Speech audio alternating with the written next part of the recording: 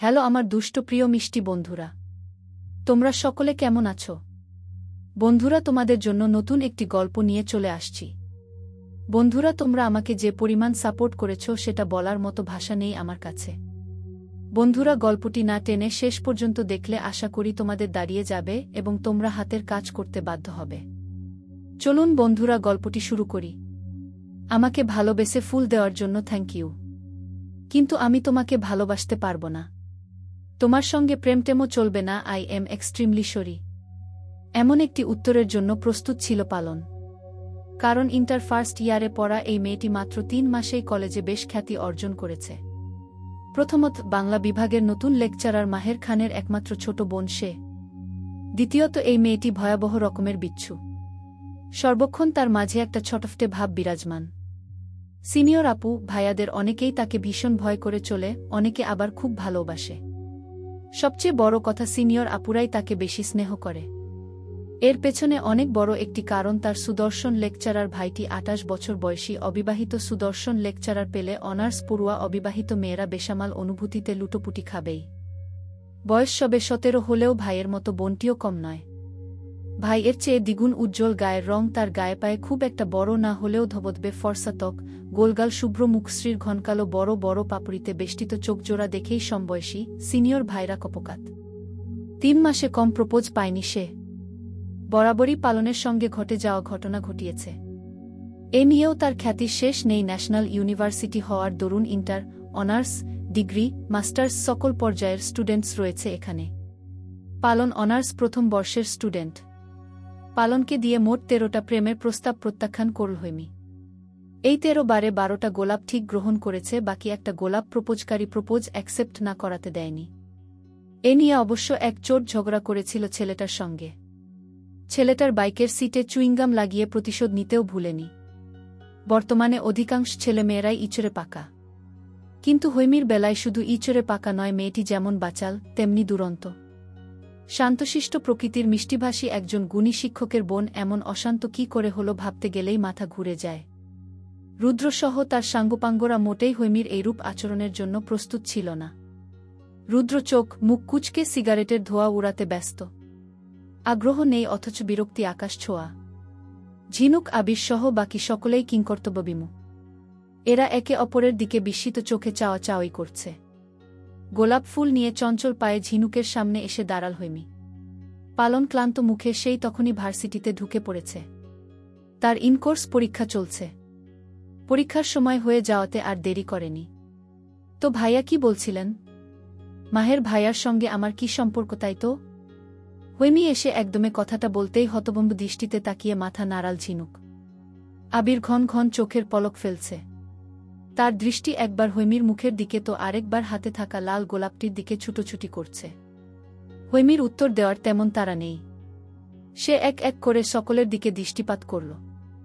হঠাৎ যখন বলিষ্ঠ দেহের অধিকারী রুদ্রর দিকে পাকাপোক্ত নজর পড়ল, কিঞ্চিত চমকাল।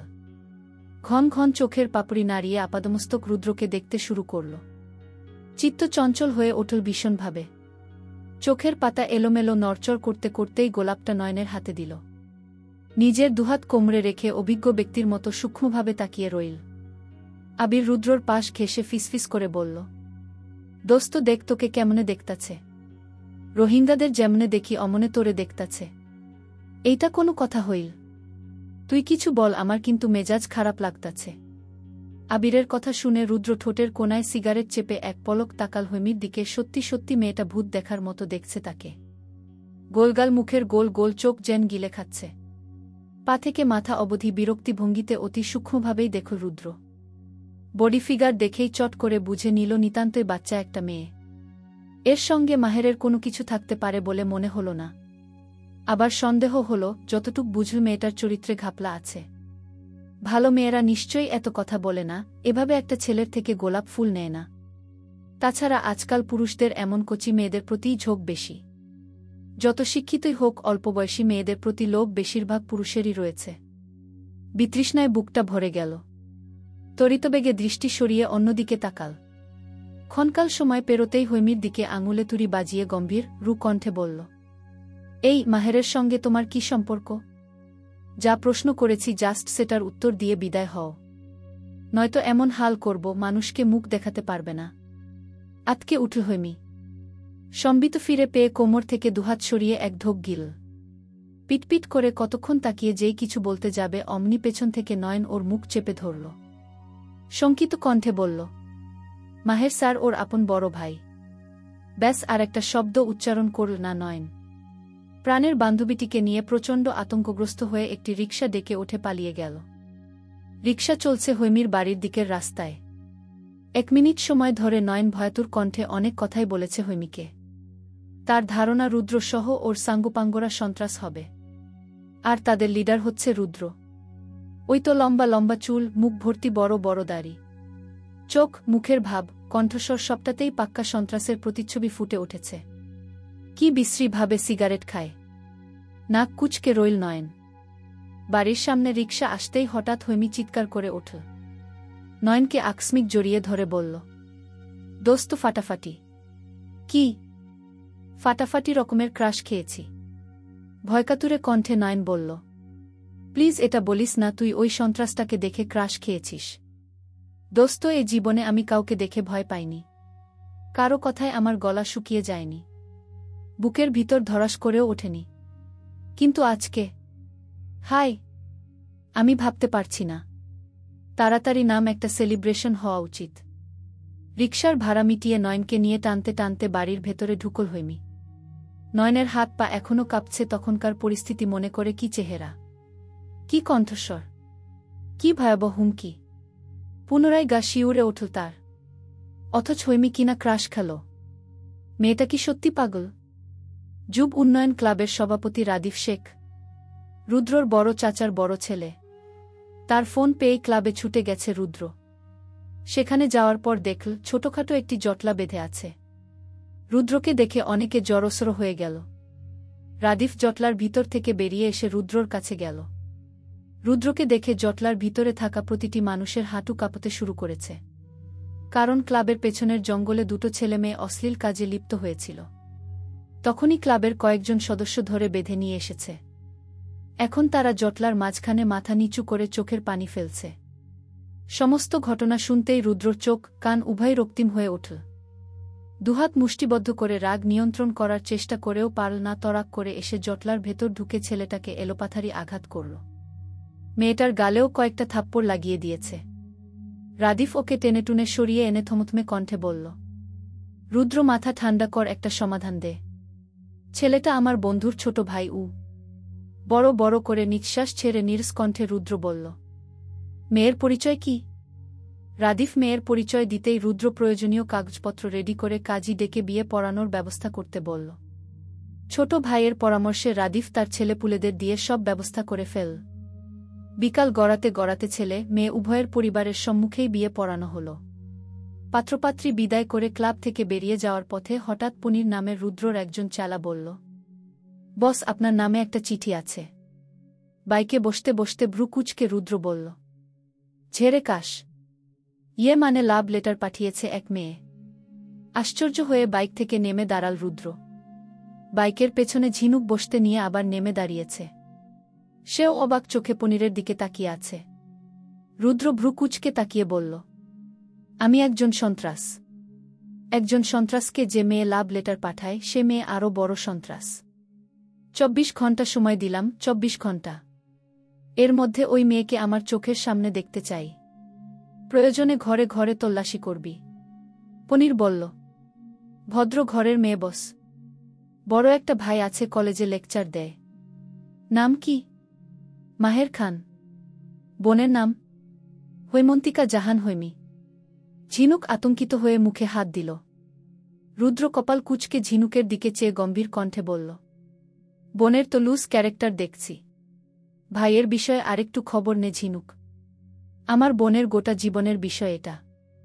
ঝিনুককে কথাগুলো বলেই পনিরকে বলল, লাভ লেটার কার কাছে? বাবু ভাইয়ের কাছে। সিগারেট ধরাতে ধরাতে রুদ্র গর্জন ছাড়ল, এই বাবু কি লিখছে পড়ত। পনিরের পেছন থেকে এগিয়ে এলো বাবু। মৃদু কাঁপছে তার হাত দুটো। কম্পিত হাতেই দুভাঁজ করা সাদা কাগজটি খুলে পড়তে শুরু করল।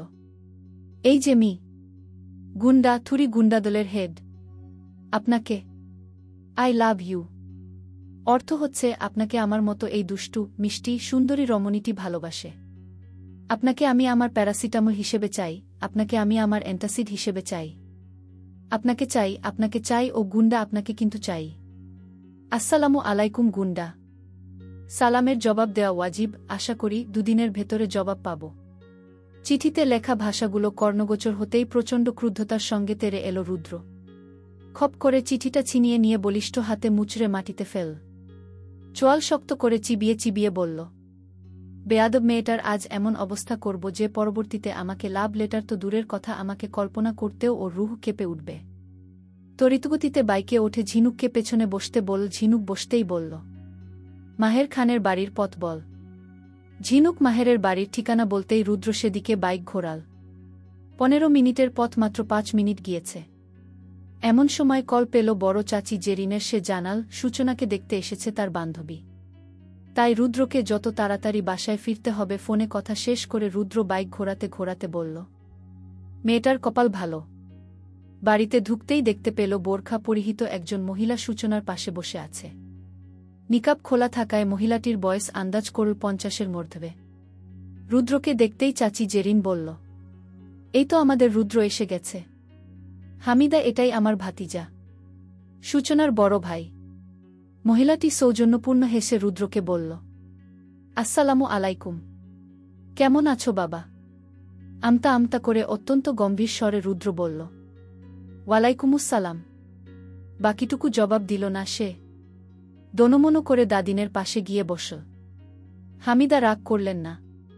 জেরিনের বান্ধবী হওয়ার সুবাদে রুদ্র সূচনা সম্পর্কে পুরোপুরি অবগত তিনি। মা হারা ছেলেমেয়ে দুটোর প্রতি মায়ার অন্ত নেই। সে মায়া থেকেই একমাত্র ছেলে মাহেরের জন্য সূচনাকেই নির্বাচন করেছেন। ছেলে সম্পর্কে মোটামুটি যতটুক ধারণা পেয়েছে সূচনার প্রবাসী বাবা, বড় চাচি, চাচাতো ভাইরা এবং দাদিন কারও কোনো আপত্তি নেই। ছেলের মায়ের স্নেহপূর্ণ আচরণ দেখে সূচনার মন অনেকটাই নরম হয়েছে। মা হারা মেয়ে সে। ছোটবেলা থেকে মাকে ছাড়া বড় হয়েছে। মা গন্ধটা কখনো নাকে আসেনি। বড় চাচি অনেকগুলো বছর অভিমানে বাপের বাড়ি কাটিয়েছেন। এখন পর্যন্ত ছেলে বুয়ের সঙ্গে শ্বশুর ঘর থেকে দূরেই আছেন। বছরখানেক হল রুদ্র আর সূচনার সঙ্গে কথা বলেন তিনি। বয়স বেড়েছে, বুদ্ধিও খুলেছে। এক সময় অতি সরলা ছিল বলেই স্বামী ছোট ভাইয়ের বুয়ের সঙ্গে পরকীয়ায় লিপ্ত হয়ে তাকে ত্যাগ করেছেন। সেদিনের জেরিনের সাথে আজকের জেরিনের মধ্যে রাত দিন তফাত।